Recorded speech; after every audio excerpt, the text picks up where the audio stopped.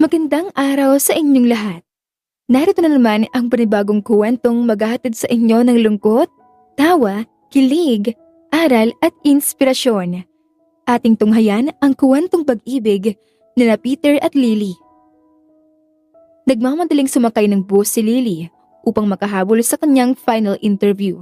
Palibhasa ay bagong salta lamang sa Maynila, kaya nagkaligaw-ligaw ang dalaga. Nagkamali ito ng sinakyang jeep. Bumalik uli sa sakayan para magbus na lamang. Nakakainis naman. Bakit ngayon pa ako naligaw? Final interview ko pa naman. Usal ng dalaga sa sarili habang nakaupo malapit sa bintana. Sa kalagitnaan ng biyahe ay bigla na lamang nagkaroon ng kaguluhan dahil natumba ang isang lalaking pasahero. Nahirapan atang huminga ang lalaki. Ala, baka inaatake sa puso. Kawawa naman. Saad ng mga pasahero. Kaya biglang napatayo si Lily. May training kasi siya ng first aid at sumasama sa mga volunteer program sa eskwela noon, kaya may alam siya sa ganoong sitwasyon. Agad siyang lumapit sa mga nagkukumpulang mga tao sa gitna ng bus at pinatabi ang mga ito. Tumawag kayo ng ambulansya o kaya huminto tayo sa malapit na ospital dito. Kuya Boy, dyan sa may doctor's medical. Into nyo dun. Uwi ka ng konduktor matapos marinig ang instruksyon ng dalaga. Inayos ni Lily ang pagkakahiga ng lalaki at kinausap ito ng bahagya upang malaman kung may malay ba ito. At nang walang response na ibinigay ay agad niya itong ginamitan ng CPR. Ilang ulit niyang idiniin ang mga palad sa dibdib nito hanggang sa bigyan din niya ng mouth-to-mouth resuscitation. Ilang minuto pa ang lumipas ay huminto na ang bus sa tapat ng ospital. At sa tulong na rin ng ibang pasahero ay agad na naisakay sa stretcher ang binata. Miss, ikaw na sumama sa pasyente. Walang kasama na sumakayan eh. Siguradong may itatanong ang mga doktor. Magre-report lang kami sa pulis para matawagan ang kamag-anak ng pasyente. Nagdadalawang isip man si Lily dahil sa importanteng lakad niya ay mas nanaig ang pagiging makatao nito sapagkat buhay ng tao ang pinag-uusapan ng mga oras na yon. Dali-dali itong sumunod sa stretcher ng lalaki kasama ang mga nurse. Makalipas ang ilang oras ay lumabas na ang doktor at hinarap si Lily upang ipahayag ang kalagayan ng lalaking kanyang tinulungan. Magaling ang ginawa mong first aid sa pasyente. Subalit na-discover naman na may bara ang ugat sa puso. Kaya kailangan sumailalim agad sa angioplasty para maisalba ang buhay niya. Naku po ma'am, kasama lang po ako sa tumulong sa pasyente. Hindi ko po siya kilala. Walang nakitang pagkakakilanlan sa pasyente, kaya hindi makontak ang kamag-anak. Sa tingin ko po ay mukhang mayaman naman ng lalaking yun. Natitiyak ko pong may kakayahan siyang gumastos ng malaking halaga upang mailigtas ang buhay niya. Gawin niya lang po siguro ang lahat sa ngayon. Handa po akong maging witness para dito. Pakiusap ni Lily na para bang isa sa kamag-anak ang pasyente. Kung gayon, ay kailangan mo munang manatili dito hanggang sa makakuha na kami ng impormasyon tungkol sa pasyente. Ikaw muna ang tumayong guardian niya. Sige po, doktor. Tuluyan na nakalimutan ni Lily ang final interview niya na dapat niyang pupuntahan dahil sa pag-aalala sa lalaki. Ang tanging dasal niya ay maligtas ang buhay nito. Panay ang lakad niya nang pupunta at parito sa harap ng pinto ng operating room na parabang siya ay kamag-anak nito. Inabot ng ilang oras na halos maghahating gabi na nang muling lumabas ang doktor. Nakangiti ito at agad na lumapit kay Lily na nakaupo na sa bench at patuloy sa pagdarasal. Ligtas ng pasyente, iha. Talaga po, Dok? Salamat at nanatili ka dito. Ililipat na rin siya maya-maya sa may ward. Nakontak na rin ang mga nurse ang kamag-anak kaya maaari ka na ding makauwi. Mabuti naman po, Dok. Salamat sa Diyos. Kinakabahan na po ako kanina. Iwanan mo ang contact information mo sa nurse station mamaya. Natitiyak kong hahanapin ka ng pasyente pag gising niya. Sige po, Dok. Pero maaari ko pa po munang hintayin ang paglipat niya sa ward para po masilip ko siya bago umuwi. Walang problema, iha. Ikaw ang guardian, angel ng pasyente. Biro ng doktor. Kaya napangiti na rin ang dalaga. Nagpasalamat si Lily sa Diyos sapagkat dininig ang kanyang panalangin. Subalit lumipas ang magdamag na wala pa rin kamag-anak na dumarating para sa pasyente. Kaya naman, nagpasya ang dalaga na samahan muna ito at naupo sa tabi ng kama. Hindi nito napigilan na pagmasdan ang mukha ng lalaki at bahagyang kausapin. Nasaan na bang mga kamag-anak mo, Ginoo? Maswerte ka at nakaligtas ka. Bakit naman kasi umalis ka nang ikaw lang mag-isa kung may sakit ka pala? Natitiyak ko talagang mayaman ka. Ang mahal kaya ng brandang damit mo. Natatawa pang biro nito nang maalala niya ito nang tagalin ang botones ng damit ng lalaki upang makahinga ng maayos. Sana'y dumating ng kamag-anak mo. Natitiyak kong nag-aalala na sila sa'yo. Kaya pagising mo, mag-iingat ka na ha, Ginoo. Nagulat si Lily nang bigla na lamang hawakan ng lalaki ang kamay niya. Ngunit natuwa din siya sapagkat nakakatiyak na siya na may malay na ito at maaaring narinig ang kanyang tinig. Huwag kang maglala, Ginoo. Hindi ako aalis sa tabi mo. Hindi ko hahayaang mag-isa ka. Mananatili ako dito hanggang sa dumating ang mga kamag-anak mo. Tinapik-tapik pa ng isang kamay ni Lily ang kamay ng lalaki na nakakapit sa kabila niyang palad na parabang pinapagaan ang kalooban nito. Hanggang sa lumipas ang magdamag ay nakatulog na rin si Lily habang nakaunan pa sa kama ng lalaking hindi naman niya kilala. Nanatili ring magkahawak pa ang kanilang mga kamay. Kinabukasan ay naalimpungatan na si Lily dahil sa tapik ng nurse. Ilang minuto na palang natunog ang cellphone niya at ito ang kanyang tiyahin na sinesermonan siya dahil sa hindi pag-uwi magdamag. Pinagbantaan pa siya nitong papabalikin na lamang siya sa probinsya kung hindi pa uuwi. Agad nang nagpaalam si Lily sa nurse, subalit nakasalubong niya ang isang binatang papasok sa kwarto na nagulat din nang makita siya. Sino ka, miss? Anong ginagawa mo sa kwarto ni Peter? Kamag-anak ka ba niya? Mabuti naman at may dumating na rin siyang kamag-anak. Pasensya na, kailangan ko nang umalis. Itanong mo na lang sa mga nurse at doktor ang nangyari sa kanya. Natuwa si Lily na makitang may dumating ng kamag-anak ng pasyente. Subalit kailangan na niyang umalis upang hindi mapalayas ng tiyahin sa bahay nito. Nagmamadaling lumabas si Lily, kaya naman hinabol siya ng binatang bagong dating. Sandali, miss. Hinawakan pa nito ang braso niya, subalit nagpumigla si Lily. Pasensya ka na talaga sir, mauna na po talaga ako. Kunin mo lang tong calling card ko. Tawagan mo lang ako kung kailangan mo ng kahit na anong tulong. Sige po, salamat. Ngumiti lamang si Lily at nagmamadali ng tumakbo sa hallway palabas ng ospital. Pumalik naman ang binata sa loob ng kwarto ng pasyente upang kausapin ng nurse. Ang binata pala ay si George na matalik na kaibigan ni Peter na siyang nakaratay sa kama. Ngunit kumpara kahapon ay mas mabuti na ang itsura ni Peter. At ayon din sa mga doktor ay malaki ang posibilidad na magkamalay na ito anumang oras dahil sa matagumpay na operasyon. Napag-alaman din ni George ang katauhan ni Lily bilang tagapagligtas ng matalik na kaibigan sa bingit ng kamatayan. Lumipas ang maghapon ay nanatiling tulog pa rin si Peter kaya nagpaalam na rin si George sa mga nurse lalo na at dumating na rin ang fiancé ni Peter na si Donna. Kumusta si Peter, George? Mangyak-nyak na bungad nito sa binata.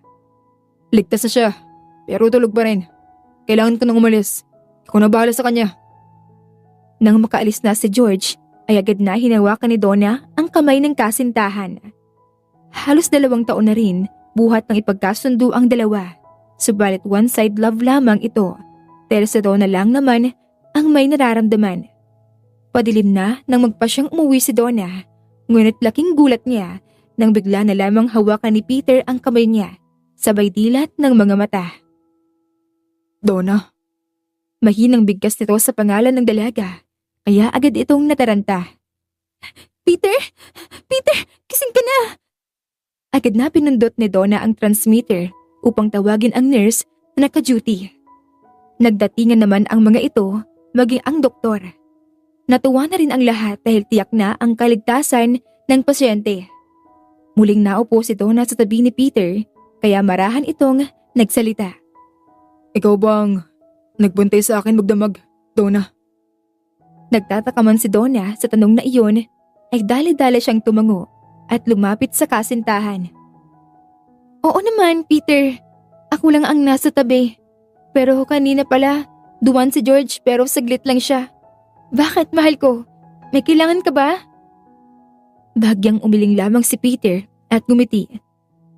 Tandang-tanda niya kasi ang mga tinig na kanyang narinig noong panahong siya ay natutulog na para bang naglalakbay ng napakalayo ang diwa niya. Hindi niya malaman kung saan pupunta. Ngunit nang maramdaman ang mainit na palad nito at ang mga tinig na para bang anghel na binabantayan siya, ay bigla na lamang kumalma ang kanyang pakiramdam. Si Donna ang taong yun. Hindi makapaniwala si Peter dahil hindi sumagi sa isipan niya na mahalin ang dalaga bilang kabiyak. Lalo na at labis ang kanyang naging pagtutol sa kasunduan na iyon, subalit wala siyang nagawa sapagkat nagbanta ang dalaga na magpapakamatay ito kung tatanggihan siya na magdudulot ng malaking kahiyan ng pamilya. May problema ba, Peter? Pag-aalalang muling tanong ng dalaga nang makitang nakatingin sa kawalan ang binata. Wala naman. Bigla na lamang naisip ni Peter na dapat na niyang tratuhin ng tama si Donna at tanggapin na ito bilang kanyang mapapangasawa sapagkat ito ang kanyang naging tagapagligtas. Sa kabila naman ay walang tigil ang pagsermon ng tiyahin ni Lily sa dalaga dahil sa hindi pag-uwi nito ng magdamag, maging ang hindi pagpunta sa final interview. Ikinuwento naman lahat ni Lily ang nangyari mula sa umpisa, kaya kumalma din ang tiyahin at sinabing huwag na itong uulitin sapagkat iba ang Maynila kaysa sa probinsya. Nagbabala pa ito na baka dahil sa kabaitan ni Lily ay mapahamak siya. Sumang-ayon naman ang dalaga at nangakong hindi na ito mauulit pa. Lumipas ang 2 linggo ay nakauwi na rin si Peter at dahil naging mabilis ang recovery nito ay nagpumilit na agad itong pumasok sa trabaho. Anong ginagawa mo dito, Peter? Gulat at nagtatakang tanong ng matalik na kaibigan ni Peter na si George. Naiinip na ako sa bahay. Alam mo namang ayokong palaging nandun. Sagot ni Peter. Pero baka naman mabinat ka niyan, pare. Hindi ba't may bago naman akong sekretarya? Siya na lang ang pagagawain ko ng report. Pagpupumilit pa rin ni Peter. Ngunit napailing si George. Ang alam ko ay inihinto mo na ng HR ang application dahil wala ka para sa final interview ng mga applicants. Diba sabi mo, gusto mo ikaw ang pipili? Agad na naalala ni Peter ang ginawang pagpapaalay sa sekretarya na sinungaling dahil sa mga maling reports nito. Noong nakaraang linggo sana nakatakda ang pagpili niya sa bagong sekretarya subalit nangyari na nga ang aksidente. Magpahinga ka na lang muna dito. Ako na ang magsasabi sa HR at mag-aasikaso sa lahat, pati yung pagpunta sa Japan para sa business proposal. Ako na haharap. Salamat, pare. Sagot na lang ni Peter. Bukod sa matalik na magkaibigan ay magpartner din ang dalawa sa business. Si Peter nga lamang ang may malaking share kaya ito ang CEO at si George naman ang kahalili niya. Sa pagpunta ni George sa HR department, agad niyang napansin ang picture na 1 by 1 sa isa sa mga resume na ibinigay sa kanya.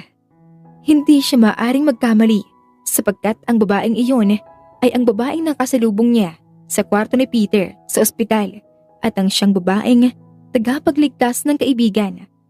Masaya na sana siyang pupunta sa kaibigan upang ibalita ito, subalit nakatanggap naman ng tawag mula sa investor na gustong makipag-meet up ng oras na iyon.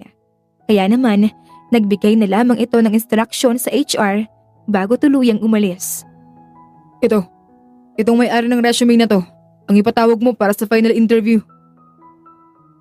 Hindi naman makapaniwala si Lily nang makatanggap ng tawag mula sa kumpanya na dapat ay final interview niya 2 linggo na ang nakakalipas. Kaya dali-dali itong nagpunta.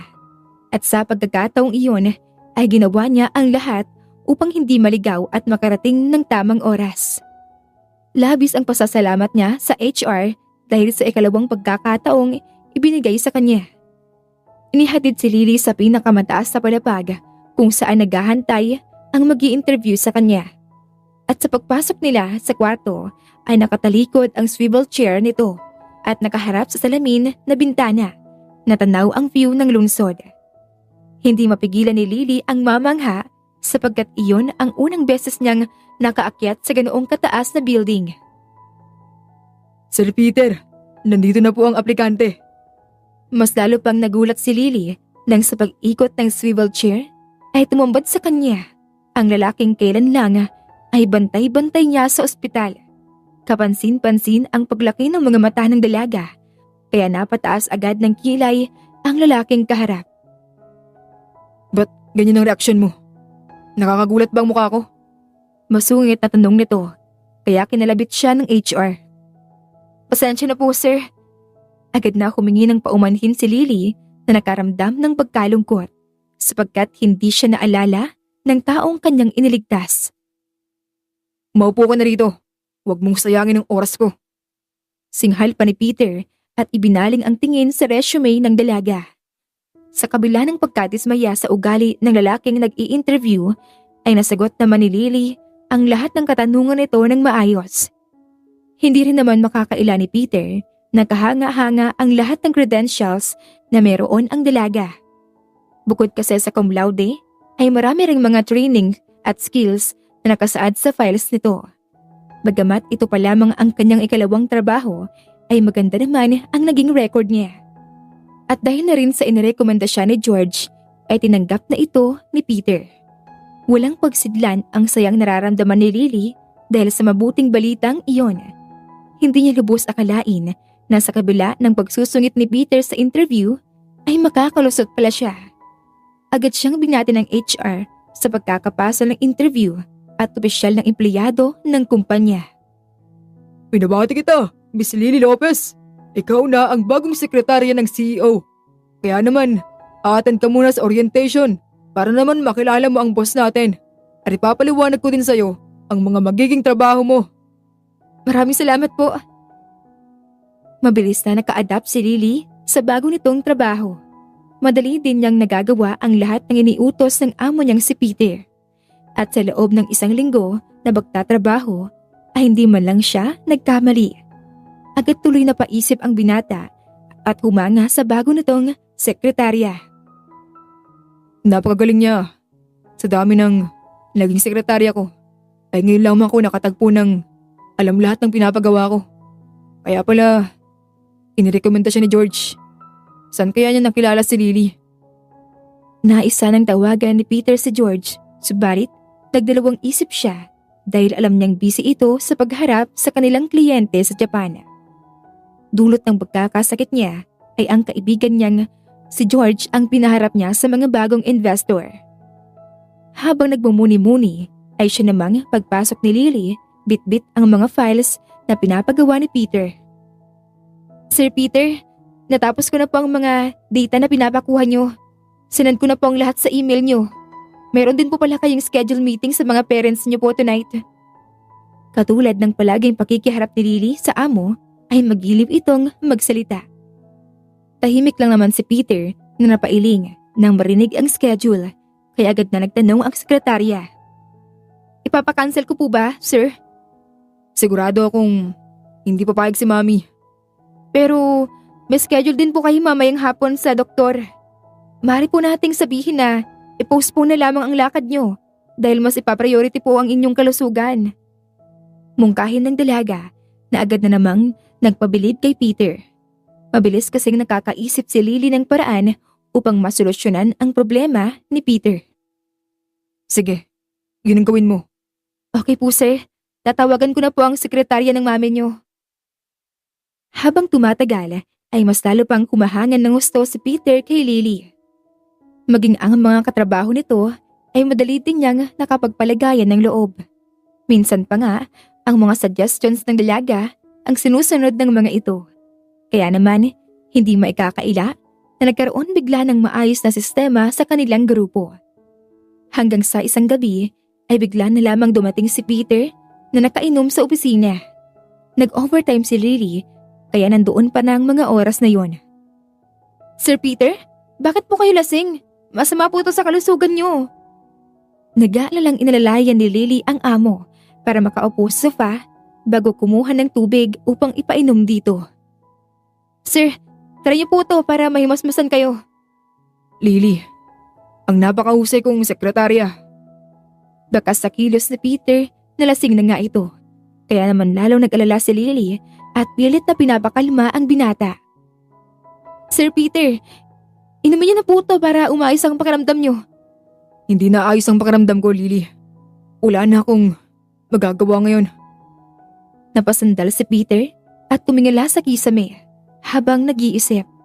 Matapos kasi niyang malaman na si Donna ang nagbantay sa kanya sa ospital, ay wala na itong magawa kundi tuluyan ng pumayag sa kasal na nais ng kanilang pamilya. Makailang ulit kasing tumutol si Peter sa kasunduan na iyon dahil sa wala siyang nararamdaman para kay Donna. At kahit na minsan ay hindi sumagi sa isip niya na ito ang mapapangasawa. Hindi kasi ang tipo ni Donna ang tipo niyang babae, kundi ang isang katulad ni... Nahinto si Peter sa pagmuni-muni nang mabaling ang tingin kay Lily na naghahanda ng maligamgam na towel upang ipunas sa kanya. Walang ano-ano ay bigla na lamang hinila nito ang dalaga upang kumandong sa kanyang mga binti. Sir Peter! Halos mababalikwas si Lily, subalit hindi siya binitawan ni Peter. Sir Peter, please lang po, bitawan niyo ako. Pilit na kumakawala si Lily, ngunit hindi bumibitaw ang binata. Bagkus ay mas humigpit pa ang pagkakahawak nito at nilapit ang katawan ng dalaga sa kanya. Babayaran kita, Lily. Ngayong gabi lang. Lalo pang nagulat si Lily nang bigla na lamang ang kinin ni Peter ang kanyang mga labi. Mapusok siyang hinalikan ng binata hanggang sa ihiga siya nito sa sofa. Sir, please! Lasing po kayo! Pagmamakaawa ni Lily, ngunit tuluyan ng nilamon ng alak ang isipan ni Peter. Maging ang init ng katawan nito ay mas lalong nagnasa na maangkin ang dalaga. Muling hinalikan ni Peter si Lily at sa pagkakataong iyon ay nagtama ang kanilang mga mata. Bakas ang takot kay Lily, kaya naman hindi napigilan ni Peter na haplusin ang pisngi nito. Huwag kang matakot sa akin, Lily. Paliligayahin kita. Nagsimula ng halikan ni Peter ang leeg ni Lily patungo sa dibdib nito. Walang nagawa ang dalaga kundi ang maiyak. Napagtanto niya na talagang desidido ang lalaki na makipagsiping sa kanya. At dahil sa laki ng pangangatawan nito ay tiyak na wala siyang kalaban-laban. Lily. Muling bumalik si Peter sa mukha ni Lily at sinambit ang pangalan ng dalaga. Huwag kang matakot, Lily. Pananagutan kita. Hindi malaman ni Lily kung bakit bigla na lamang nagbago ang kanyang nararamdaman. Para kasing may mahika ang mga katagang binitawan ni Peter. Bigla na lamang nag-assume ang dalaga na may lihim na pagtingin sa kanya ang binata. Kaya dahil doon ay hindi na siya tumutol pa sa nais ni Peter at hinayaan na lamang na gawin ang gusto nito. Tuluyan ang nagpadala si Lily sa kakaibang sensasyong ibinibigay sa kanya ng amo. Walang tigil siyang umungol at humalinghing habang niroromansa ng binata. Paulit-ulit din niyang binibigkas ang pangalan nito na parabang sarap na sarap siya sa kanilang ginagawang pagsisiping. Lily, napakasarap mo. Halos mag-uumaga na ay hindi pa rin natatapos si Peter sa pag-indayog sa ibabaw ni Lily. Maging ang dalaga ay pagod at hingal na rin dahil sa walang tigil nilang pagtatalik. Maya-maya pa ay bumagsak na rin ang katawan ng binata na habol ang paghinga. Sabay na nakatulog ang dalawa sa sofa habang sila ay magkayakap. Si Lily ang siyang unang nagising. Nakapatong pa rin sa katawan niya si Peter at mahimbing na natutulog. Dahan-dahan niyang inusog ito upang siya ay makatayo. Ramdam ni Lily ang sakit ng katawan, maging ang sakit ng kanyang pagkababae. Sadyang ngang naging mainit ang gabi nila ni Peter. Nang makaalis na sa pagkakahiga, ay kaagad na kinuha ni Lily ang mga damit na nagkalat sa sahig at nagpunta sa banyo upang ayusin ang sarili. Napabuntong hininga na lamang siya nang maisip ang lahat ng mga nangyari. Hindi rin niya maiwasang mapangiti habang hinahaplos ang mga labi.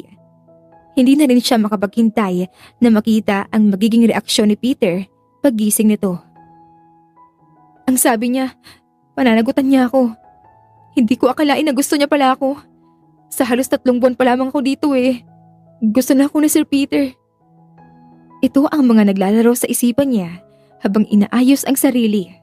Sa paglabas niya ng banyo ay tumambad sa kanya ang mainit na ulong si Peter na nakaupo sa sofa. Nakasuot na rin ng pantalon ito. Anong ginagawa mo dito? Sir Peter, good morning po. Pilit pa rin bumati si Lily sa amo, ngunit ramdam niya na nagkamali pala siya ng hinala. Muling nagsalita si Peter na bakas ang pagkairita. Tinatanong ko kung anong ginagawa mo sa kondo ko. Sir, andito po tayo sa office. Lasing po kayong dumating dito kagabi. Nang marinig ang sinabi ng sekretarya, ay umikot ang paningin ni Peter sa buong paligid ng kwarto. Napagtanto niyang tama ang sinasabi nito at nagmuni-muni. Bigla niyang naalala ang nangyari kung bakit siya nagpakalasing. At ito ay dahil sa pagmamadali ni Donna na maikasal na sila. Babe, bakit hindi pa tayo magpakasal this month? Sabi ng mami mo, kailangan mo nang kasama sa bahay. Hindi ka dapat nag-iisa sa kalagayan mo. Paglalambing ng kasintahan, kaya nakaramdam naman ng inis si Peter. Bakit? Ano mas tingin mo ang kalagayan ko? Pabalang na wika pa nito, kaya natahimik si Donna at bahagyang lumayo. Pasensya na, medyo pagod lang ako sa trabaho. Mabuti pa ay, ihatid na kita pa uwi. Agad din namang inayos ni Peter ang bugsasalita dahil hindi tulad noon na ayos lang na ipakita niyang tutol siya sa pagpapakasal nila. Ngayon ay may utang na loob siya sa dalaga sa pag-aakalang ito ang nagligtas sa buhay niya.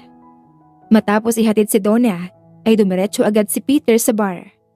Panay ang tawag niya sa kaibigang si George upang ibuhos sana dito ang inis niya. Subalit, hindi ito sumasagot.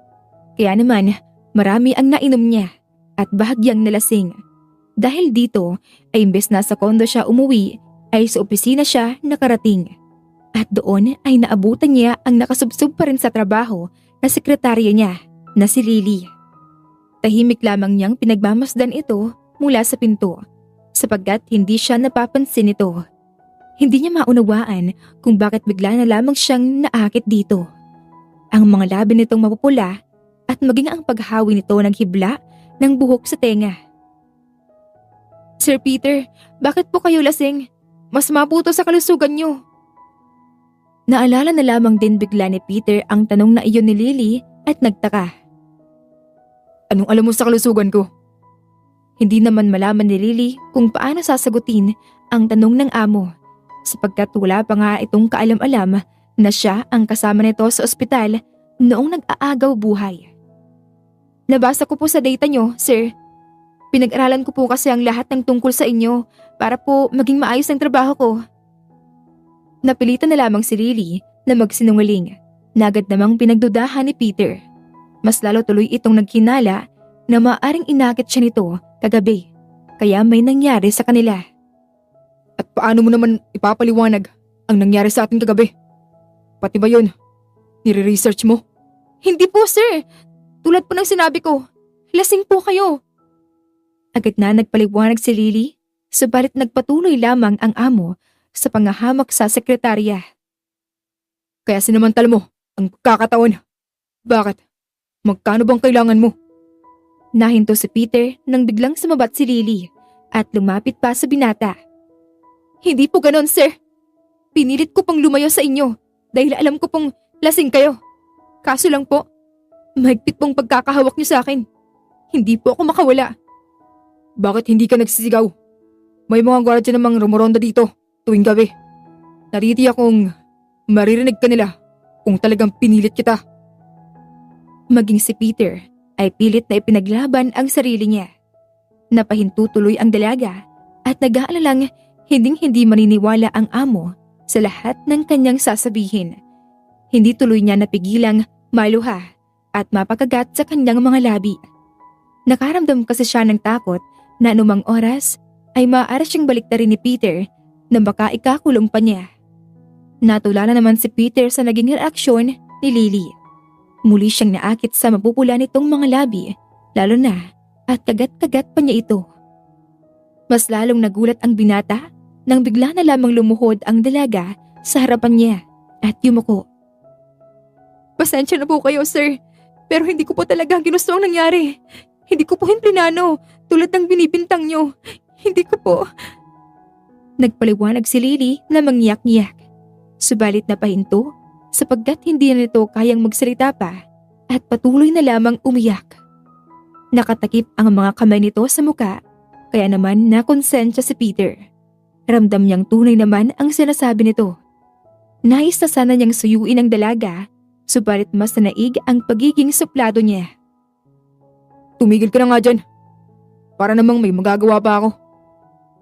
Hindi maiwasan ni Lily na makaramdam ng galit sa amo, sapagkat parang siya pa ang nanamantala dito, samantalang ito ang unang lalaking umangkin sa kanyang pagkababae. Oh, kunin mo to.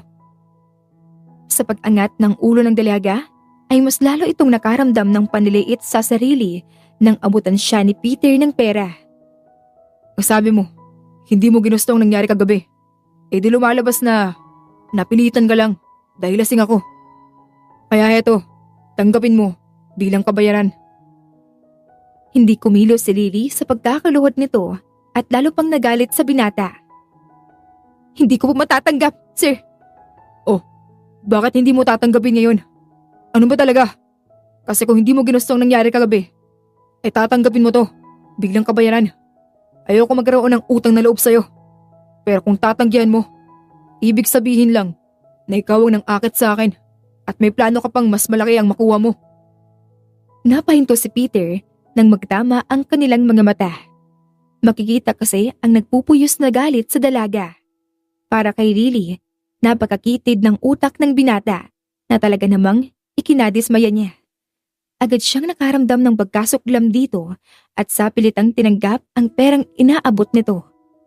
Tumayo na rin ang dalaga bago nagsalitang muli. Maraming salamat po dito, Sir Peter. Yun na lamang ang sinabi nito at tumalikod na. Sa pagtayo niya sa sofa ay doon lamang napansin ang bakas ng dugo na panigurado niyang mula kay Lily. Ako ang nakauna sa kanya. Napahawak na lamang ito sa ulo niya at pinag-isipan ang lahat ng kanyang mga sinabi. Buwisit na yan dahil sa inis ko sa kasal namin ni Donna. Nagdamay pa ako ng iba. Galit na bulong ni Peter sa sarili bago ito nagpunta sa banyo upang maligo. Dahil sa halos extension ng bahay ni Peter ang opisina niya, ay may mga damit siyang pamalit dito at hindi na kailangan pang umuwi sa kondo. Lumipas ang ilang oras, nakaupo si Peter sa harap ng lamesa habang patuloy din ang datingan ng kanyang mga empleyado ay hindi naman siya makapag-concentrate. Pilit kasing pumapasok sa isipan niya ang nangyari sa kanila ni Lily. Hindi niya kasi may pagkakailang nag-enjoy siya sa buong magdamag na kapiling ang dalaga. Pare, mukhang malalim ang iniisip mo ah. Naputol ang pagmumuni-muni ni Peter nang biglang dumating ang kaibigan niyang si George. Nagbalik ka na pala. Kumusta ang Japan? Sagot ni Peter. Successful ang business trip ko pare. Isang buwan pa naman ako dun eh. Pero bago natin pag-usapan yun, ay kwento muna sa akin kung kumusta kayo ng sekretarya mo. Nakangiting biro ni George na labis ipinagtaka ni Peter. Naisip tuloy niyang maaari kayang magkakilala sila ni Lily. At saan mo naman nakilala ang babaeng yun? At bigla mo siyang inirefer sa akin bilang sekretarya. Maging si George ay nagtaka sa isinagot ng kaibigan. Huwag mong sabihin sa akin na hindi mo siya kilala. At paano ko naman siya makikilala, ha? Nagtaas ang kilay ni Peter sa kaibigan. Kaya napagtanto ni George na hindi pala nagpakilala si Lily na ito ang nagligtas sa buhay ng amo. Hindi man lang ba niya binanggit sa'yo? Ano ka ba pare? Sabihin mo na nga lang sa akin. Sino bang babaeng yun? Bakas sa mukha ni Peter ang pagkainis. Kaya napasandal na lang muna si George bago muling nagsalita. Pare, ang babae lang naman na iyon ay ang nagligtas sa buhay mo. Halos mapanganga si Peter sa narinig. Kaya naman nagpatuloy lamang ang kaibigan sa pagsasalita. Nakasakayin mo siya sa bus at binigyan ka ng first aid. Ang sabi ng doktor, kung hindi dahil doon ay marahil sa bus pa lang pare. Wala ka na. Ano? Pero ang sabi ni Donna, siya ang nagbantay sa akin sa ospital. Nagtataka at talaga namang litong-litong tanong ni Peter. Mas nauna pa akong dumating kay Donna. Isa pa, kinabukasan na kami dumating. Si Lily, siyang nagbantay sa'yo magdamag pagkatapos mong ma-angioplasty. Ang sabi pa nga ng mga doktor ay hindi yun umalis sa harap ng pinto habang nakasalang ka sa operating room. Napatayo na lamang bigla si Peter at mabilis na lumabas upang harapin si Lily. Subalit wala ito sa kanyang lamesa. Nasaan ang sekretarya ko? Tanong ni Peter sa isa sa kanyang empleyado. Sir, di ko po siya nakitang pumasok. Pag dumating na siya, sabihin mong dumiretso sa opisina ko. Muling bumalik si Peter sa opisina niya habang si George ay pailing-iling sa kaibigan. Hindi mo man lang siya nakilala. Paano ko siya makikilala kung wala akong malay? Ang ipinagtataka ko ay bakit hindi niya sinabi sa'yo. Baka naman wala kang ibang ginawa kundi supladahan lang siya. Sabi ni George. Dahil sa sermon ng kaibigan ay napagtanto ni Peter na ganoon nga ang madalas na gawin niya kay Lily. Subalit sa kabila nito ay natiling magalang at profesional ang dalaga na hindi man lang nagpakita ng kahit na anong personal na interes. At ang isa pa sa malaking pagkakamaling nagawa niya ay ang pananamantala niya rito, maging ang paghahamak sa pagkatao nito. Muling napahawak sa ulo si Peter at bahagyang inuntog pa ito sa lamesa. Tumayo naman si George at tinapik ang balikat ng kaibigan upang bigyan ito ng payo. Mabuti pa, ay kausapin mo siya pare. Huwag mong pakawalan ng guardian angel mo. Kahit saglit ko lang siya nakausap, ay natitiyak kong mabuti siyang tao. Naiwang mag-isa si Peter at patuloy na nag-iisip kung paano makakabawi kay Lily. Sa kabilang banda naman ay walang tigil sa pag-iyak si Lily buhat nang dumating ito sa bahay ng tiyahin. Dumiretso siya sa kanyang silid at nahiga sa kama. Napakasakit ng pangahamak na ginawa sa kanya ni Peter. Kaya naman, nagdesisyon siyang mag-resign na sa trabaho. Bakit naman Lily? Gustong-gusto ko ng lahat ng department na nagre-report kay Sir Peter. Ikaw lang ang nakasundo nilang sekretarya. Pag-iusap, pag-isipan mo muna to. Kung meron kang request sa kahit ano, sabihin mo lang at gagawin ko ang lahat ng makakaya ko.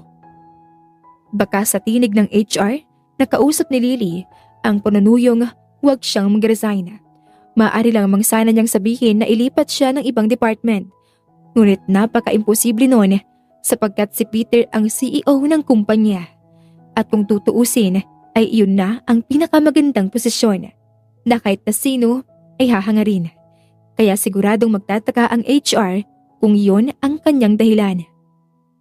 Sige na Lily umabsent ka na lang muna ngayon. Ako na munang magre-relieve sa'yo. Pero bukas ay aasahan kita. Muling pakiusap ng HR, kaya pumayag na rin si Lily. Pagkatapos ng pagkikipag-usap ni Lily, ay bumalik na siya sa paghiga sa kama at muling inalala ang inakala niyang masasayang gabi. Naalala niya ang paulit-ulit na pagsambit ni Peter ng kanyang pangalan na animoy musika ito sa kanyang pandinig. Handa ba akong makita ka ulit? Napakasama mo. Hindi ko akalain na ganito ka pala kasamang tao. Napahagulgol na lamang si Lily sa labis na pagkadismaya sa taong inakala niyang may mabuting kalooban sapagkat pinigyan pa ito ng ikalawang buhay ng Panginoon.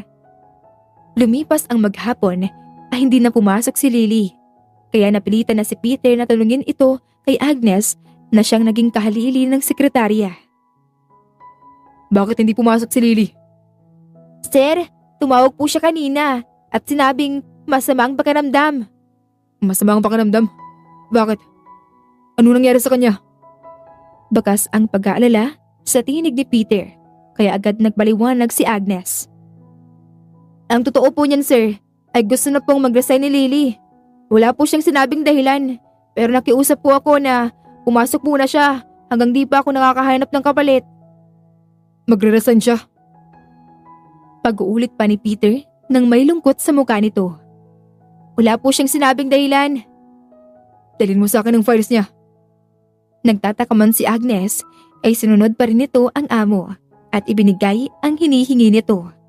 Binasa ni Peter lahat ng information patungkol sa dalaga na hindi naman niya pinagtuunan ng pansin nung interviewin niya ito.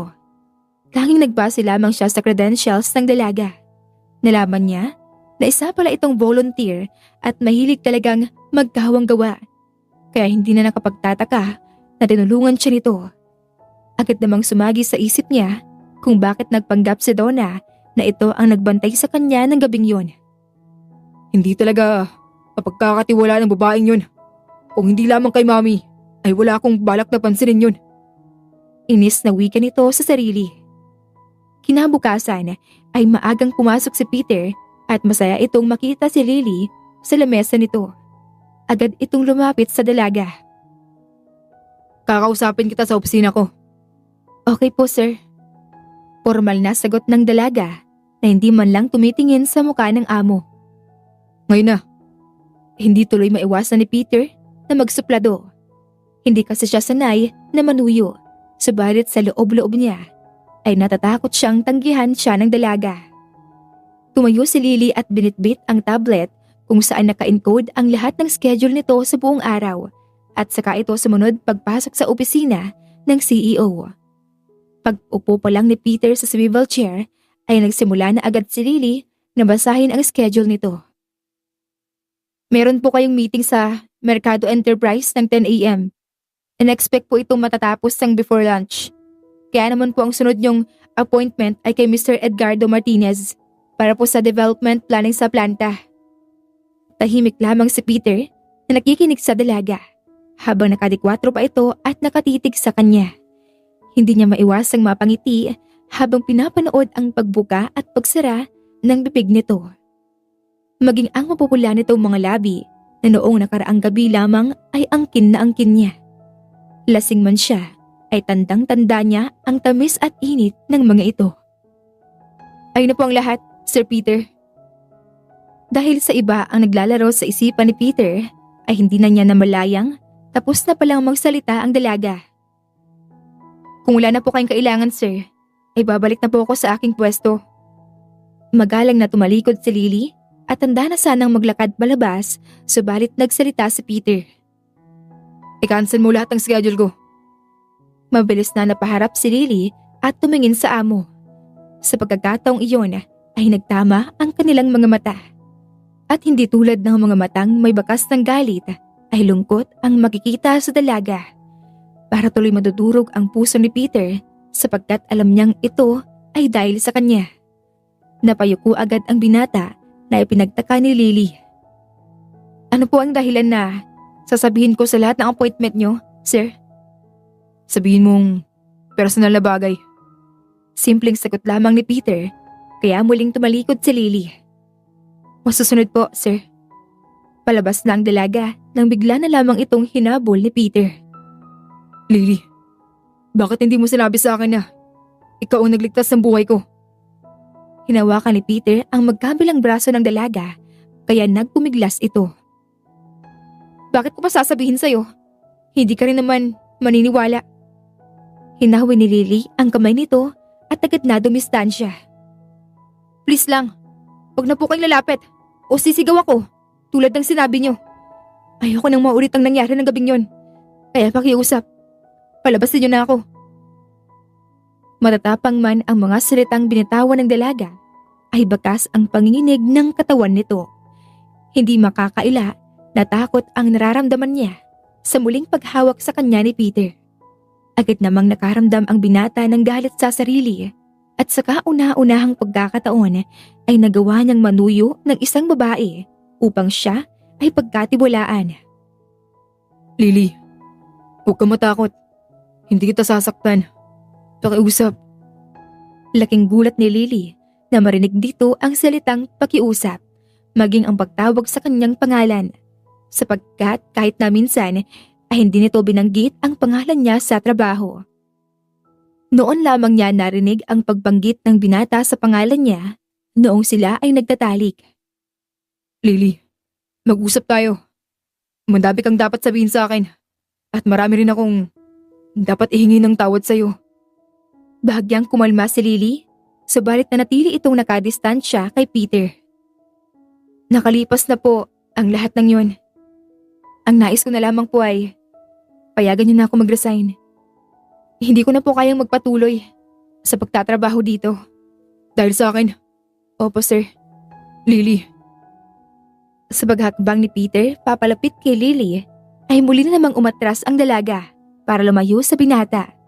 Natigilan na naman tuloy ito at pilit humanap ng salitang maaring makapagpakalma ng takot nito.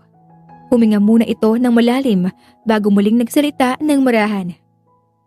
pakiusap. Mag-usap tayo ng maayos, Lily. Sumama ka sa akin mag-lunch sa labas, please. Bigyan mo naman ako ng chance na makapagpaliwanag. Hindi nagawang magpanggap ni Peter at nagsalita na lamang ito sa kung paano ito magsalita.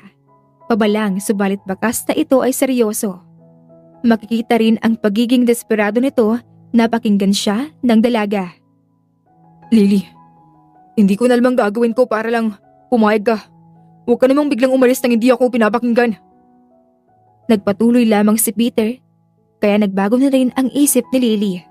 Ngunit meron siyang inihaing kasunduan. Papayag lamang akong sumama sa inyo, sir, sa kondisyon. Natatanggapin niyo po ang perang binigyan niyo sa akin kahapon. Nakakababa po ng pagkatao ang ginawa niyo. Hindi po ko bayarang babae. Patawad, Lily. Gagawin ko ang lahat ng gusto mo. Mabilis na sumabat si Peter at sumilay ang ngiti sa mga labi nito. Kukuhanin ko lang po sa bag ko. Lumabas na si Lily at bumalik na sa kanyang lamesa. Ilang saglit lang ay bumalik na ito kay Peter at iniabot ang nakasobrang pera. Tinanggap naman ito ng binata at bahagyang nagdikit ang kanilang mga daliri. Muling umiwas lang naman si Lily. I-inform ko na po ang cancellation ng meeting nyo sa lahat ng appointment, sir. Salamat, Lily. Mangiti ulit sa mga labi ni Peter habang kausap ang sekretarya. Subalit hindi ganoon para kay Lily, napatawarin agad ito. Nang dumating ang oras ng lunch, ay sabay na umalis sila Lily at Peter sa kumpanya. Hindi naman na ito umagaw ng atensyon sapagkat palagi rin naman talagang magkasama ang dalawa. Dinala ni Peter si Lily sa paborito niyang restaurant. Nasa loob sila ng isang kwarto, kaya naman nailang ang dalaga. Bakit hindi na lang po tayo sa labas, sir? Ayoko nang maingay, Lily. Isa pa, gusto kong seryoso tayong makapag-usap. Huwag kang maglala. Ipinapangako ko. Wala akong kahit na anumang masamang gagawin sa'yo. Napuno ng katahimikan ang kwarto pagkatapos. Walang sino man sa kanila ang nais na muling magsalita. Si Lily ay bahagya lamang nakayuko upang hindi magtama ang kanilang mga mata. Habang si Peter ay walang tigil sa pagtitik sa dalagang kaharap. Hindi niya lubos akalain na ang babaeng ito ang nagligtas ng buhay niya. Buhat kasi nang bigyan siya ng ikalawang pagkakataong mabuhay ng Diyos, ay pinanghako niya sa kanyang sarili na mamahalin ng habang buhay ang taong hindi bumitaw sa kamay niya. Kaya nga napilitan na siyang pumayag sa kasal nila ni Donna, sa pag-aakalang ito ang taong iyon. Subalit isa lamang palang malaking kasinungalingan, sapagkat ang taong nagligtas sa kanya ay walang iba kundi si Lily. Hanggang kailan niyo po planong titigan ako, Sir Peter? Naiilang po ako. Sabihin niyo na po kung anong gusto niyong sabihin. Nahihiyang saad ni Lily at hinawi pa ang buhok sa kanyang muka at iniipit ito sa tenga. Napakaganda mo, Lily. Nakangiting saad ni Peter, kaya agad na mula ang pisngi ng dalaga. Hindi niya inaasahan ang papuring iyon mula sa binata. Sinasabi niyo po ba yan dahil nalaman niyong akong tumulong sa inyo? Maaari ko po bang malaman kung paano niyo nalaman? Natigilan si Lily sa pagsasalita dahil bigla na lamang malakas na tumawa si Peter. Wala tayo sa trabaho, Lily. Napaka-formal mo naman. Isa pa, hindi naman ganoon kalaki ang agwat ng edad ko sa'yo. Huwag mo na akong ipo-po. Hindi mapigilan ni Lily na kiligin dahil ngayon lamang niya nakita ang ganoon ang amo. Isa pa, bigla na lamang kasing naging napakagwapo nito dahil namumungay ang mga mata nito habang tumatawa. Pero boss ko pa rin naman po kayo, sir. Kaya dapat lang na irespeto ko kayo. Pero wala naman tayo sa trabaho, Lily. Hindi na mabilang ni Lily kung ilang ulit nang binanggit ni Peter ang kanyang pangalan na para pang musika na naman ito sa kanyang tenga. Katulad din ng gabing magkasama sila at nagsisiping. Lily, Nagulat na lamang ang dalaga nang hawakan nito ang kanyang kamay na nasa lamesa. Agad niya itong hinawi, subalit nagpumilit si Peter na hawakan ito ng mahigpit. Lily, kahit ngayon lang, gusto ko makabawi sa'yo. Tawagin mo lang ako sa pangalan ko. At huwag mo nang gamitan ng po, Lily. Nailang ako eh. Hindi rin naalis ang mga ngiti sa labi ni Peter mula sa umpisa ng kanilang pag-uusap. Ilang saglit pa ay dumating na rin ang mga pagkaing kanyang in-order. Magiliw na inanyayahan ng binata ang dalaga. Inialok pa rito ang kinuhang pagkain at siyang isusubo mismo sa bibig ng dalaga. Tikman mo to, Lily. Paborito ko to. Isa to sa special dish ng restaurant. Naiilang man ay hindi niya magawang tanggihan si Peter dahil muli na naman siyang nakaramdam ng kilig. Masarap, di ba, Lily? Pakyut pang saad nito. Napahinto naman ang dalaga sa tuwing maririnig ang ngalan niya.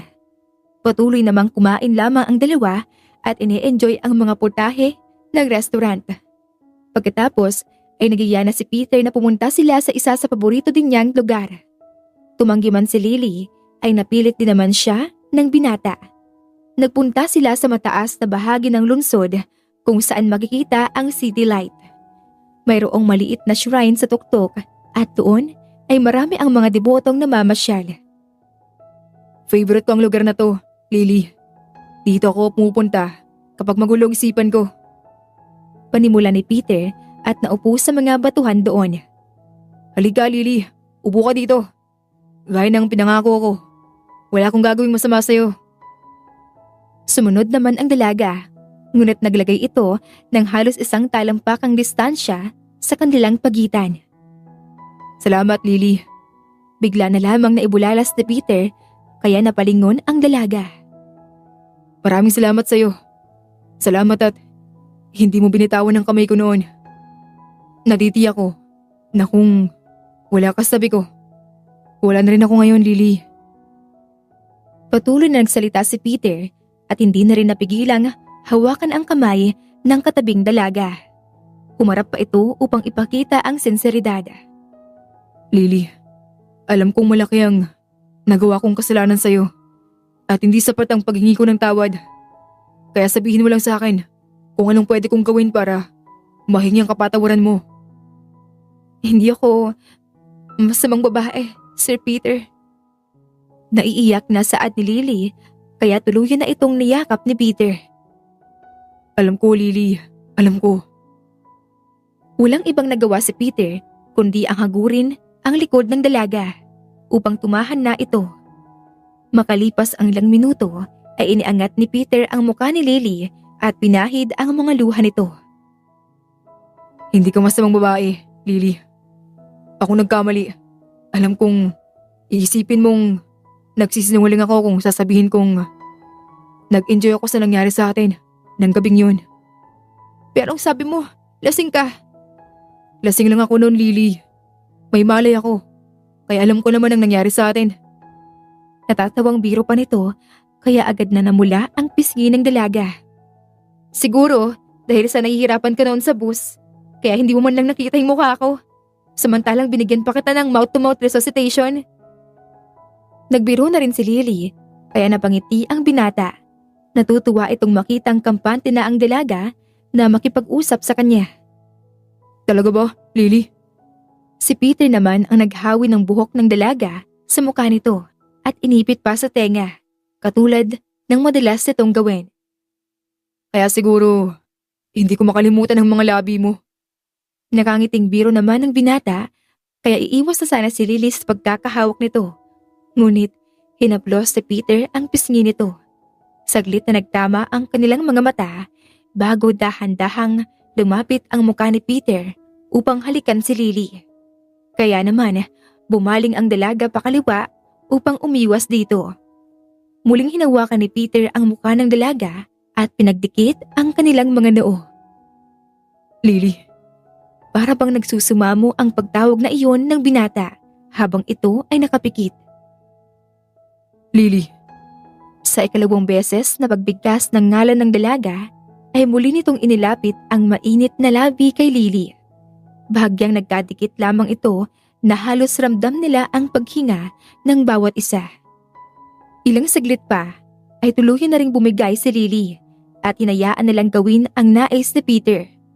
Marubdob silang naghalikan na nauwi sa mainit at napakahabang halikan. mahal kita, Lily. Agad din ng tapat si Peter na ikinagulat ng dalaga. At sa pagkakataong iyon ay tumayo ito at magtatangkasa ng umalis. Ngunit mabilis siyang pinigilan ng binata. Lily, tama na. Huwag mong paglaruan ng damdamin ko. Nagtaas na ng boses ang dalaga. Kaya naman, naguluhan si Peter. Buong akala niya ay nagkaayos na silang dalawa. Pero Lily, ginagawa mo lang naman to dahil nalaman mong akong nagligtas sa'yo. Pero kung hindi, susuyuin ba ako ng ganito, Peter? Di ba't hindi naman? Kaya tama. Iniligtas kita dahil isa akong volunteer at meron akong sinumpaang tungkulin. Kaya hindi mo to kailangan gawin. Matapos ang pahayag ni Lily, ay tumalikod na ito at naglakad pababa ng shrine. Lily! Lily! Lily! Walang tigil sa kakatawag si Peter habang humahabol sa dalaga. Subalit bigla na lamang sumakit ang dibdib ng binata kaya nahinto ito at napaupo sa kalsada. Patuloy lang naman sa paglalakad ang dalaga at nang hindi na marinig ang tinig ni Peter ay napalingon ito. Agad siyang nagimbal nang makitang nakaupo si Peter kaya dali-dali itong tumakbo pabalik. Peter! Si Lily naman ang siyang tumawag sa pangalan ng binata habang tumatakbo. Ano nangyari sa'yo, Peter? Bakas ang pag-aalala sa tinig ni Lily, kaya muling napangiti si Peter. Inalalayan naman siya ng dalaga na makaupo sa isang bato upang makapagpahinga. Mag-inhale at exhale exercise ka muna para gumaan ang pakiramdam mo.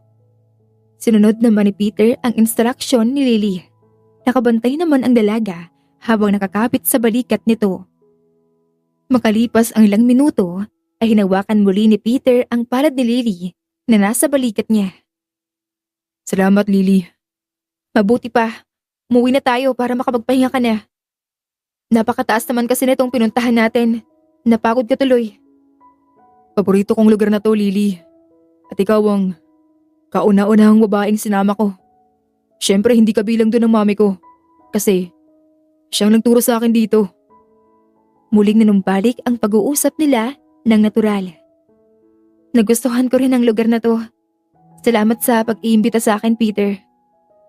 Hahawakan lang sana ni Lily ang binata upang alalayan ito, subalit agad itong umakbay sa kanya.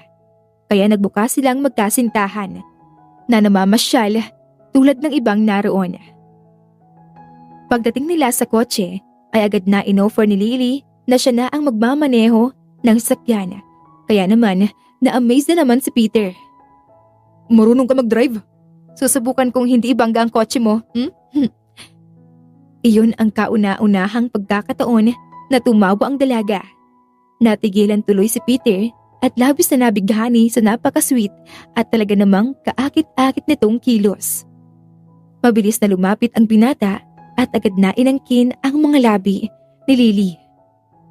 Handa akong mamatay para sa'yo, Lily. Ang corny mo!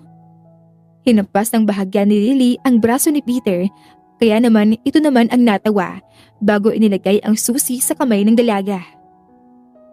Habang nagdadrive si Lily, ay hindi naman inaalis ni Peter ang tingin nito sa dalaga. Ano ka ba, Peter? Nadidistract ako. Ibaling mo nga sa ibang tingin mo. Kunwaring naiiritang pahayag ng dalaga. Kaya napangiti na naman si Peter. Kapag hindi mo tinigilan yan, baka mabangga talaga tayo. Sige na nga, ipipikit ko na lang mga mata ko. Pero gusto ko sumandal sa balikat mo. Inihilig ni Peter ang ulo niya sa dalaga bago pa man ito tumanggi. Parang may magagawa pa ako. Siyempre wala na. Bahagyang nakaidlip si Peter sa biyahe. At dahil sa inilagay naman ito sa GPS ang location ng kondo niya, ay madali itong natuntun ng dalaga. Pikit na pikit pa rin ang mata ni Peter pag-park ni Lily ng kotse sa basement. Kaya marahan niyang tinapik ito na kaagad namang nagising. Magpahinga ka na, Sir Peter. Bakit may sir naman? Kunwari nagmamaktol na saad nito. Wala naman tayo sa labas, kaya ikaw na ulit ang boss ko. Nasa labas pa rin tayo ng trabaho, Lily. Pangungulit na naman ito, kaya napabuntong hininga na lamang ang dalaga. Kaung bahala, Peter. Pero uwi na ako. Salamat ulit. Lumabas na si Lily sa kotse, kaya agad na sumunod si Peter. Lily, Pakiusap, wag mo na akong piliting sumama sa bahay mo. Baka magkamali na naman ako. Bigla na lamang nanumbalik ang pagkailang ni Lily. Sagot niyang iyon, kaya nakaisip si Peter ng dahilan upang muling pumayag ang dalaga. pero mas pa rin ang pakiramdam ko. Medyo masakit pa rin ang dibdib ko. Baka pumunta na lang ako sa ospital. Pagalis mo, Lily. Anong klaseng sakit, Peter? Agad din namang napalitan ng pag-aalala ang tinig ni Lily, kaya lihim na natuwa si Peter. At sa huli ay napapahig niya nga ito na samahan siya sa kanyang unit. Inasikaso ng husto ni Lily si Peter, katulad ng pag-aasikaso nito noong siya ay bantay nito sa ospital. Okay ka na ba, Peter? Mabuti pa ay magpa-check up ka na bukas. Nai-imagine ko na nung paano mo ko inalagaan ng gabing yon, Lily. Napakabuti mo. Kahit na hindi mo ko kilala, ay nanatili ka pa rin sa tabi ko. Muling hinawakan ni Peter ang palad ng dalaga at hinalikan ito. Salamat. Huwag mo kong iiwan, Lily. Pakiusap. Mabilis na bumangon si Peter sa pagkakahiga nito sa kama at muling hinalikan ang mga labi ni Lily. At nang mga oras na iyon ay hindi nagawang tumanggi ng dalaga sapagkat maging siya ay nahumaling na ng gusto sa walang tigil nilang paghahalikan. Ilang saglit pa ang lumipas ay tuluyan na muling nagtalik sina Peter at Lily. Subalit hindi tulad ng unang gabi nila na lasing lamang ang binata. Nang mga oras na iyon ay dama ni Lily ang mainit at talaga namang nag-uumapaw na kaligayahan. Walang tigil ang kanilang mga ungol at halinghingan na umaalingaw-ngaw sa buong sulok ng kwarto. Mahal kita, Lily. Mahal na mahal kita. Pahayag ni Peter matapos na bumagsak ang ulo nito sa dibdib ng dalaga. Pero ikakasal ka na, Peter. Hindi ko papakasalan ang sinungaling na yun. Ikaw ang gusto ko makasama habang buhay, Lily. Ikaw ang nilaan ng Diyos para sa akin. Para bang isang panaginip lamang ang naririnig ni Lily. Hindi kasi katulad noong una nilang gabi na pantasya lamang na may gusto sa kanya si Peter. Nang mga oras na iyon ay dama niyang seryoso ito. Peter? Handa akong maghintay, Lily. Kahit gaano makatagal. Basta't mangako kang hindi ka alis tabi ko. Magkayakap na natulog ang dalawa matapos ang kanilang pagsisiping. At simula ng gabing iyon ay doon na nagsimula ang matamis nilang tinginan, mapa sa trabaho man o maging sa tuwing sila ay lalabas. Paminsan-minsan pa nga ay natutulog na rin si Lily sa kondo niya at magdamag nilang pinagsasaduhan ang kanilang pagmamahalan.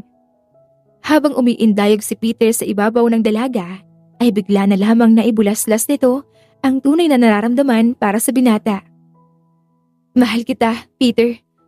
Napangiti ng matamis naman si Peter na halos umabot ito sa kanyang tenga. Lily, mahal din kita. Agad na hinalikan ni Peter ang mga labi ni Lily at mas lalo pang niromansa ang dalaga. Kaya naman, napakapit na ito ng mahigpit sa leeg ng binata. Muli na naman nilang narating ang tuktok ng kaligayahan sa buong magdamag. Para bang sila ay mag-asawa na at tanging kasal na lamang ang kulang. Mahal, ipapakilala kita bukas sa mga magulang ko.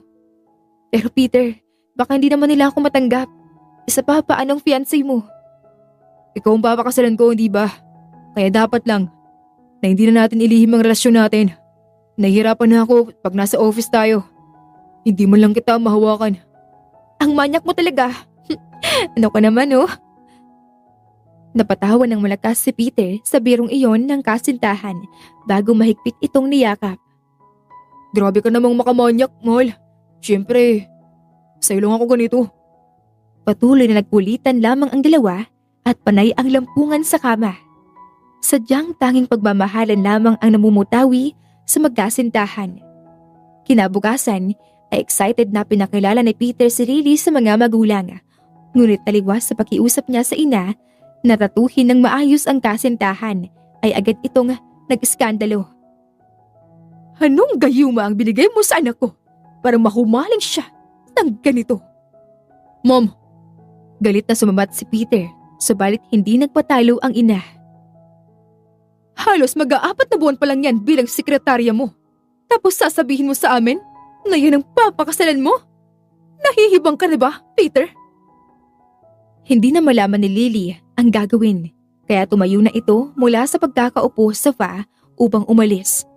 Lily, Subalit pinigilan siya ng nobyo at pilit na pinabakalma. Hinaplos ni Peter ang mukha ni Lily at mahinahong nagsalita. huwag ka matakot, Lily. Akong bahala. Gusto ko nang umuwi, Peter. Naluluhang tugon ng dalaga, kaya tumango na lamang si Peter. Aalis na kami, Mom, Dad. Sa ibang araw na lang. At talaga namang nabilog mong ulo ng anak ko. Kaya sumusunod agad sa'yo. Galit ba rin ang ina ni Peter, kaya muling napasigaw ang binata. Tama na. Sinabi ng tama na. Hindi ko papakasalan ang dona na yon, Ma. Kahit itakbul niya pa ako. Matapos ng mainit na sagutan ay umalis na sila Lily at Peter sa bahay ng mga magulang. Subalit hindi doon natatapos ang pagtutol ng ina ni Peter. Kasabwat si Donna na anak ng matalik nitong kaibigan ay bumuo sila ng plano kung paano sisirain si Lily kay Peter. Makalipas ang 1 linggo ay laking gulat nila Peter at Lily nang dumating ang ina at si Donna na nasa opisina na may kasamang mga pulis. Ma'am, ano naman to? Bago pa makasagot ang ina ay tinuro agad nito si Lily sa mga pulis. Damputin niyo ang babaeng yan! Galit na utos nito kaya lumapit si Peter dito upang pigilan. Pwede ba, Ma? Naputol ang pagsasalita ni Peter nang iabot ng ina ang kopya ng mga dokumentong nagpapakita ng pangungulimbat umano ni Lily sa kumpanya. Maging ang pulis ay inilatag din ang mga ito sa harap ng dalaga. Inaaresto kita, Lily Lopez, sa salang estafa. Hindi na narinig pa ni Lily ang mga sinasabi pa ng mga pulis sapagkat nakatutok ang atensyon niya sa mga dokumento. Malinaw na ito ay isang matibay na ebidensya sa kasalanang ibinibintang sa kanya. Agad na nabaling ang tingin niya kay Peter, ngunit maging ito ay seryoso ding binabasa ang mga papel. Muli niyang naalala ang ginawang panghahamak sa kanya ng kasintahan noong unang gabi nilang magsiping sa tabi ng sofang kinatatayuan din ito. Labis na nangilabot si Lily na hindi siya paniniwalaan ng nobyo kahit ano pang paliwanag ang gawin tulad noon. Bigla na lamang napaatras si Lily at nagtatakbong tinuungo ang pintuan. Lily! Umalingaw-ngaw naman ang sigaw ni Peter na naging hudyat upang magtakbuhan na rin ang mga pulis upang sundan ang dalaga. Tatakbo na rin sana si Peter, ngunit bigla na lamang sumikip ang dibdib niya at napaluhod. Peter! Anak! Nagimbal naman ang ina ni Peter, lalo na at nakahawak siya ng madiin sa dibdib. Maging si Donna ay lumapit sa binata, subalit hinawi lamang siya nito. Lumayo ka sa akin! Galit na singhal nito sa kabila ng sakit na nararamdaman. Ilang saglit pa ay lumapit na rin ang mga empleyado upang tulungan ang kanilang amo na nawalan na ng malay. Muling isinugod sa ospital si Peter habang si Lily naman ay nagtago sa basement. Ngunit agad din siyang natunton ng mga pulis dahil sa mga CCTV na nagkalat sa buong building. Pinapahirapan mo pa kami! Sa galit ng mga pulis sa pagpapahirap sa kanilang mahuli ito ay nahampas pa ang dalaga ng batuta sa braso habang ang isa naman ay inundayan siya ng malakas sa sampal kaya agad pumutok ang labi niya.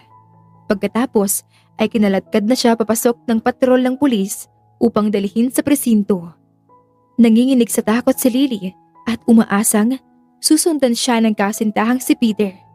Subalit umabot na ng halos 3 oras ay hindi pa rin ito dumadating. Kaya naman, nakiusap na si Lily sa mga pulis na tatawag ng tulong. Noong una ay ayaw pumayag ng mga pulis na dumakip sa kanya. Karapatan kong tumawag ng abogado ko. Labag sa batas ang ginagawa niyo. Ginawa ni Lily ang lahat upang ipakitang hindi siya papasindak sa mga ito. Kaya pinayagan na rin siya. Ngunit wala naman talaga siyang abogadong tatawagan. Ang tatawagan niya ay ang kasintahang si Peter. Subalit makailong ulit nang nagri-ring lang ang cellphone nito hanggang sa maghang. Hanggang sa naisip niya ang isang taong maaaring makatulong sa kanya. Lalo na at ipinangako nitong tawagan lamang siya kung kailangan niya ng tulong. Hello? Sir George? Lily? Bigla na lamang nag-alala si George sa naging tawag na iyon ng dalaga. Alam na agad niyang maaaring may nangyari sa kaibigan. Bakit? Anong nangyari kay Peter? Hindi kasi sumasagot si Peter, Sir George. Pero di po ba sabi niyo, tumawag lang ako kung kailangan ko ng tulong? Oo naman. Ano bang nangyari? Kasi sir, nasa presinto ako ngayon. Napaiyak na lang bigla si Lily at nahirapan na sa pagsasalita upang ikwento ang lahat ng nangyari. Papupuntahin ko ang abogado ko dyan ngayon. Siya nang bahala sa'yo. Hahanapin ko naman si Peter. Sana po sir, pakinggan din niyang paliwanag ko.